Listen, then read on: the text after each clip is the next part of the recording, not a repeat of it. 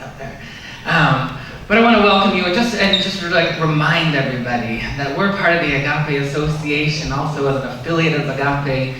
We're part of the New Thought movement and the teachings that not only Dr. Reverend Michael Bernard Beckman, but all of the forefathers and foremothers of our movement have brought forward the truth teachings, the golden thread found in all of the religions, in all of the traditions that teach truth in shamanism, Judaism, Christianity, Buddhism, Islam, Hinduism, all of the golden thread that links us all to that divine awareness that is to know the truth, the absolute truth, the capital T truth. And so we celebrate that, and we allow ourselves to celebrate that in all the traditions. And as we have finished the season of light with Hanukkah, and we move into the season of celebrating the birth of the man that we know as Yeshua ben Joseph, his full name, as it would have been more commonly said back in his day. And we all know that Christ was not his last name, that is a title. It is a consciousness. It is the Greek word for Messiah. And his teachings specifically were addressing the fact that the Messiah is within us. It is within us. We are to bring forward our Messiah consciousness. And as my topic for today is that we are anointed and appointed. Anointed means that you have been touched by the light of God. You cannot not be touched by the light of God. Every single one of us is touched by the light of God. And there is an indwelling presence within us that allows us to express magnificence, to express that which we call forward today as we get ready to celebrate Christmas in a couple days, and some of us will be unwrapping presents from under the tree. But I'm going to invite you to unwrap your BLISSMAS presence, the presence of your own consciousness. And as we cycle, it seems like every year we have the holidays that come around, whether it's Christmas or the New Year, or coming up in February we'll be celebrating Valentine's Day and a whole host of things. These cycle around every time to take us to a new level of awareness, a new level. There's an evolutionary impulse going on. I just saw a news report that said, the founder of Google said that there was more information being transmitted around the globe over the past 3 years than the entirety of time up to that point, which means that there is so much energy, so much information traveling across the globe. And there always has been one thing that ties us all together, that every single one of us is on the path to enlightenment. Every single one of us is the enlightened master. And as Yeshua ben Joseph said, when two or more are gathered, then we create a place, a field that gets to expand our own consciousness. And so that's why we're here. We're here to be in awe, to recognize part of our purpose. Part of our purpose is to be in joy. Joy is part of your purpose. And so we want to cultivate that. Some of us, we think maybe our purpose is to be a scientist or an engineer or a healer or a minister or whatever it is. But your purpose, that is just an adjunct to your purpose of joy. And as we are here to claim that joy, we move into our BLISSMAS consciousness or our Christ consciousness, and we allow ourselves to understand the laws that govern the universe. And as we move through, there's only one thing, one of the main things that creates a separation from joy, and that is our thinking. Thinking is actually one of the things that creates separation. For when you start to think, you become predisposed to defining. And when you become predisposed to defining, you become predisposed to limitation. And when we define someone or something, we start to limit them. So for example, if you were to know someone in your life, and maybe you were to know them as going through, actually I'll just use an example. I had a friend that I grew up with, and when we were in high school, she was always short on money. And everywhere we would go, she was always getting someone else to cover her bills. Oh God, I'm just short this amount of money. And she started to develop a reputation. And the reputation was, oh God, when she shows up, we're all gonna have to pony up for her for whatever it was. And then she started to own that. She started to own it in her own beingness, and it just kind of slowly crept into her consciousness that she always came up short. And then people started to know her that way. And then there was a collective agreement, a prayerful agreement, 2 or more together, to know her that way. And lo and behold, a couple decades later, the same thing was unfolding because she had claimed it and then got into a place where we get spiritual amnesia sometimes. We forget and we start to lay claim to things in our thinking. And your thinking is something that we want to surrender to the divine mind. We want to open our hearts, our bodies, our minds, and our souls to inspiration, to providence. Because inspiration and providence, it has eternal power. It doesn't have limited power connected to time and space. So we want to open to a vibrational frequency of that and not know ourselves that way. We don't want to, it's kind of like if you take an inventory, what do you know about yourself? How do you have yourself defined? How do you have someone else defined in your life? And we want to just take a look at that. And we know in our teachings that we live in a holographic and reflective universe, that anything that reflects back to us is a reflection of something going on within your own beingness. You cannot see or interpret something if it does not exist within your own beingness. I can't see lack or limitation in someone else unless it resides within my own beingness. And so that's where we can start to step out of judging, as though there's somebody else going through something else, and that it's just their problem. You can't see that. So we want to start to see with God's eyes, and listen with God's ears, and understand what's going on underneath, and open into the Buddha nature, to the Christ consciousness, to the Atman presence. We want to open up to that within our own beingness. So how do we do that? Well, we have to get still, and that's the whole point of meditation. Meditation is to take us out of thinking. Thinking is what ties us to time and space. It's what ties us to definitions, and it's what creates separation. And so the more we move into meditation, into no-thoughtness, we allow ourselves to open to the divine and to experience that which is beyond words, and to open to that which is beyond the mysteries that govern the universe. So we know that everything in the universe is vibrational. And long before, many of you know who Dr.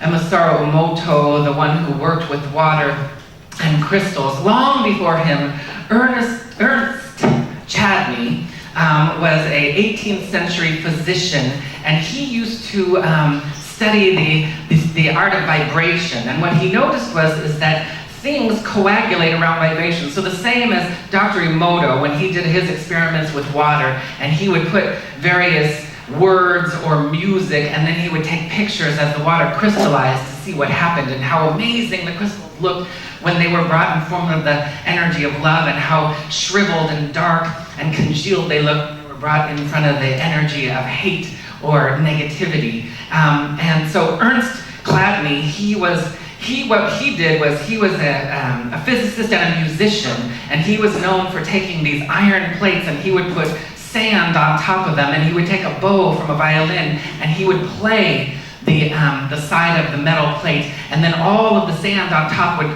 coagulate around it. It would make all of these amazing patterns, these patterns of beauty that would just come up, and no matter, and he would come from different angles and different ways, and you could see these beautiful art forms that would form. And he was showing that vibration, that matter responds to vibration. We respond to vibration. And so we want to keep our vibration up. And so what ends up happening is most of us get into kind of a habitual quagmire where we become unaware of our own vibrational field unless pain shows up. Pain either physically, emotionally, mentally, or karmically. That can show up as anguish, it can show up as mishaps or disharmony. On the mild end, it can show up as just a slight irritation. But we want to remember that not only is pain, the acronym for pain is pay attention inside now, but pain is the way that our body tells us that we have erroneous false beliefs hanging out in our beingness. Anytime time there is pain going on within your body, that is the dashboard of our beingness that tells us that something is off. I've got an erroneous idea, an erroneous belief. And when we're in awe, when we have the aha moment, everything will start to vibrate, like Dr. Emoto's work or Mr. Cladnia's work, where we show that how vibration is affecting everything that's going on, every molecule and every beingness. And I was thinking about it because I was working with a client of mine recently, and she was going through a very challenging time with finances. And we were praying, and we're doing all the work, and it was taking a while. She would see spikes, but then she would say, oh, it's not working. She would look, and I shared a little bit about this person I think a month or so ago, and so I realized that it's kind of like an app on your phone. You ever, you look at your phone and it's like, oh, you look, you've got like 10 apps that need to update, and some of the apps update really quickly. All of a sudden you just go whoop, and you just see oh, updated, it's brand new, and other ones it takes, it's like, oh, wow, that's a big app, because there's more that needs to download. There's packets of information that are coming down, literally, scientifically, there's packets of information that have to come down into your phone and recoagulate the program. And if you look, usually it says on there, to fix bugs, fixes for bugs, And so that's what we do when we're meditating. We're fixing the bugs within our own beingness.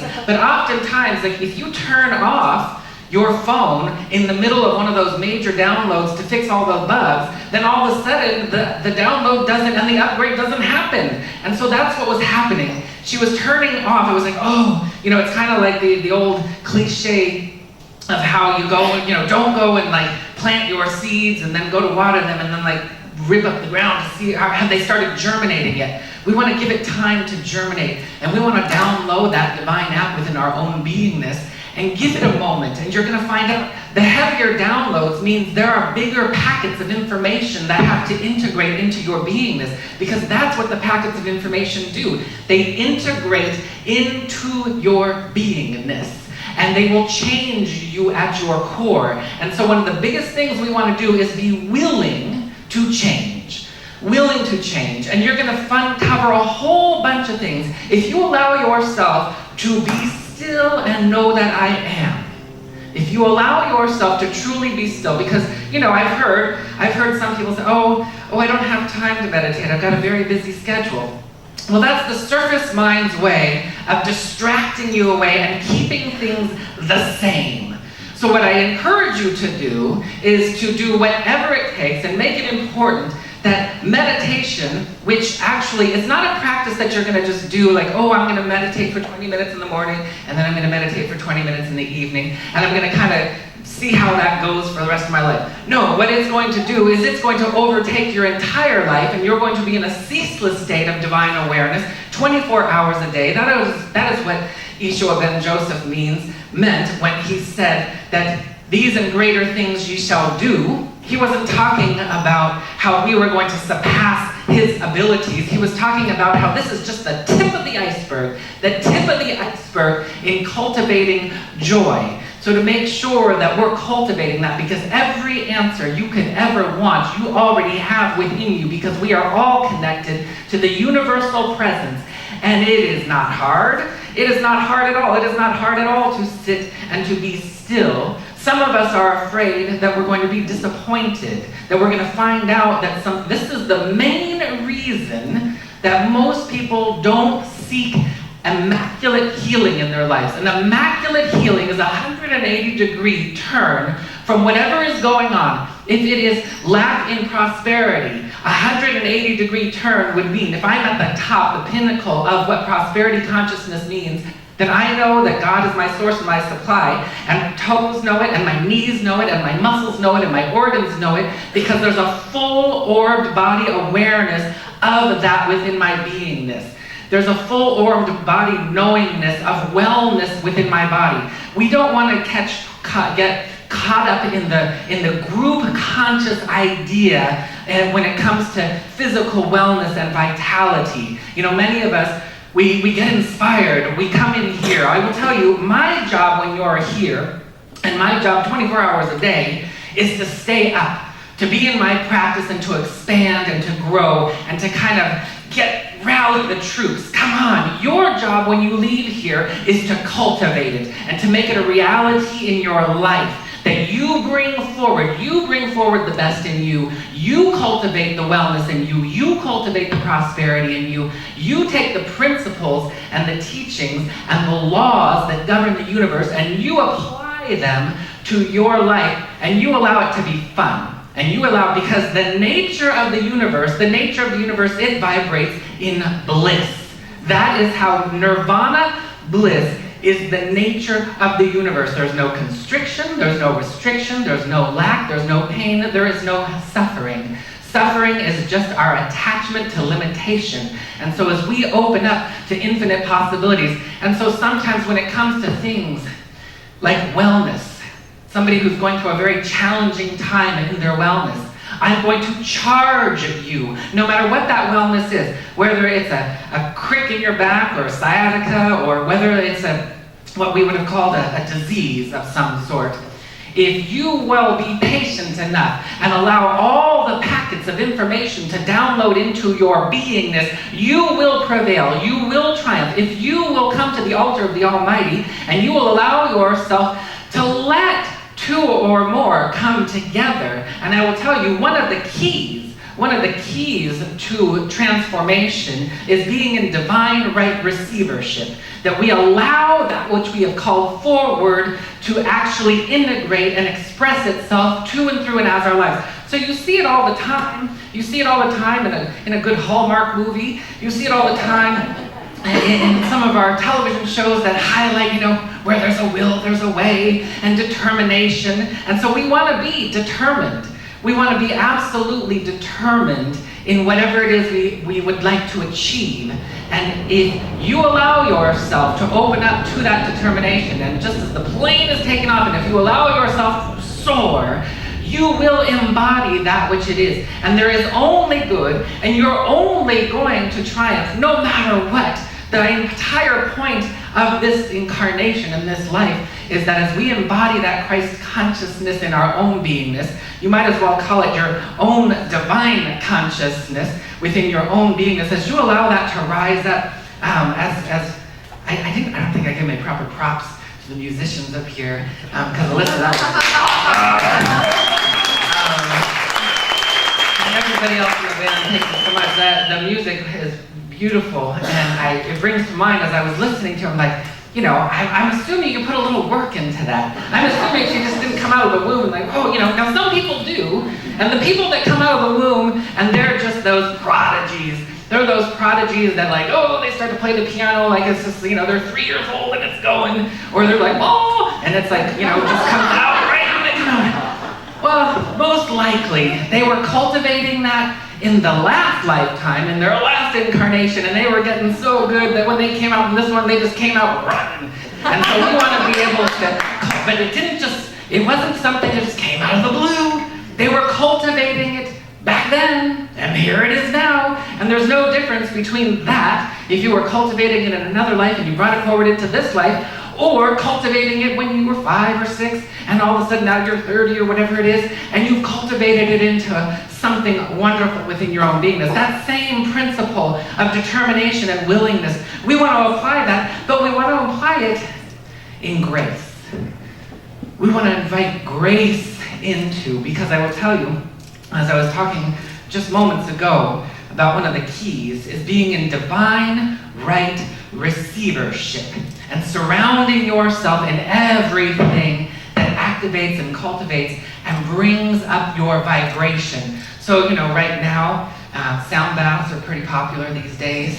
And the reason they're popular is because you're going in and you're immersing yourself into a vibratory field, and you're allowing the molecular structure of your beingness to reverberate back to the primordial Om. That's what Om is. The primordial Om, that's believed to be the sound of the divine as it birthed in life into existence in blissful and magnificent ways. And so the reason we're doing, the reason we pray, the reason we meditate, the reason we go to sound baths, the reason we do our energy healing is because we're immersing ourselves in the primordial divine energy that begins to shift and change the molecular structure of our beingness. And we know that is the mind. It is the mind where the stinking thinking, as we were often referred to, you can hear that, where it's like, oh no, flu comes around every year, I better get my flu shots. Oh no, I'm getting in my 40s now, I guess my eyes are going to start going south, and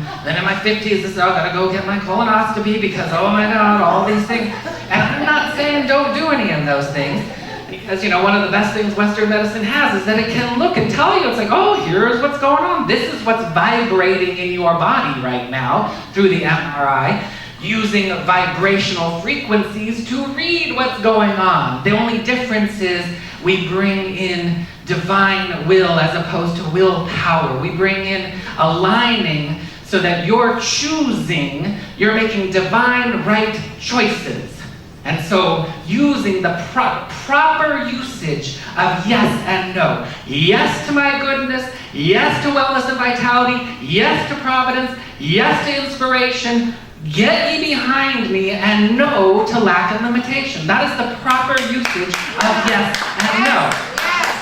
So we want to make sure, you don't want to say the improper use of no is, oh no, you got problems going on and I'm shutting you out of my life. No, I'm not participating. Another really improper use of no would be, I'm not participating in that woo-woo, airy-fairy stuff, that prayer, that meditation. Oh no, I'm not going to do that. No, I'm going to say that that's probably an improper use of that. And all of us meditate all the time. When you zone out, have you ever been somewhere and somebody's all, hey, Rev.Keith, hello, are you there? It's like, oh yeah, you kind of come back. So we zone out all the time. You might be exercising and you inadvertently meditate. We inadvertently meditate all the time. It's interesting, the entire life experience bookended. We're bookended. We come into the world, you're born, you come out of the womb, and you're in this meditative state. You see the little babies, and they're like, and they kind of have that glossy look, and they're not attached yet. They haven't been taught to be attached, and they're still connected to the other realms and dimensions of the infinite.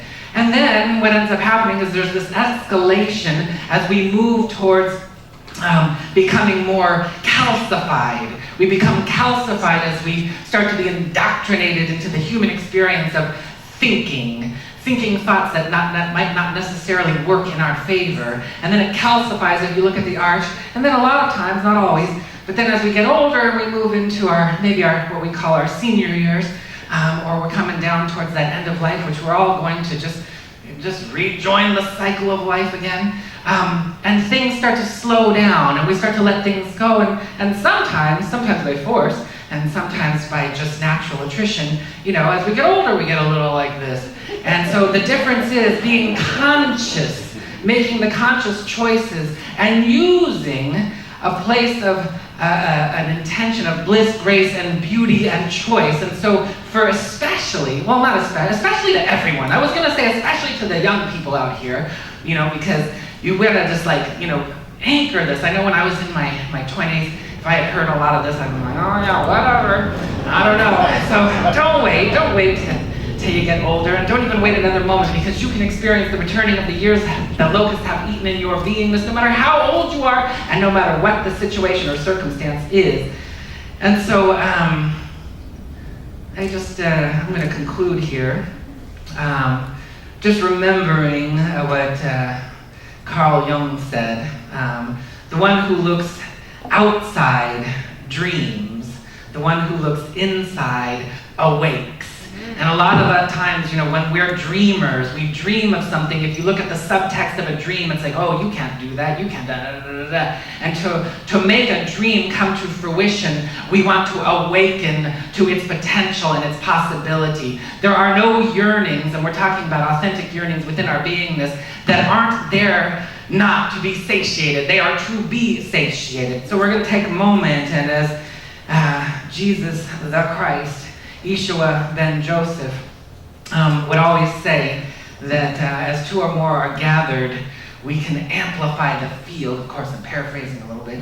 And so what we're going to do is we're going to go ahead and we're going to amplify the field. And I'm just going to invite you to just turn to your neighbor, whether they're to the right of you or the left of you or behind you or in front of you, and just look them in the eye and just say, you You are healthy, wealthy, and filled with joy. I am healthy, wealthy, and filled with joy. You are awake in your Christ consciousness now. I am awake in my Christ consciousness now.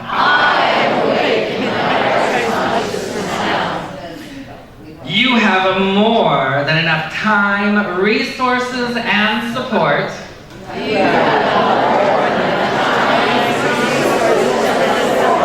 to fulfill all your dreams. I have more than enough time, resources, and support to support and manifest all of my dreams. And so it is, and so we let it be. Amen. And just give your partner a hug or a handshake or something like that.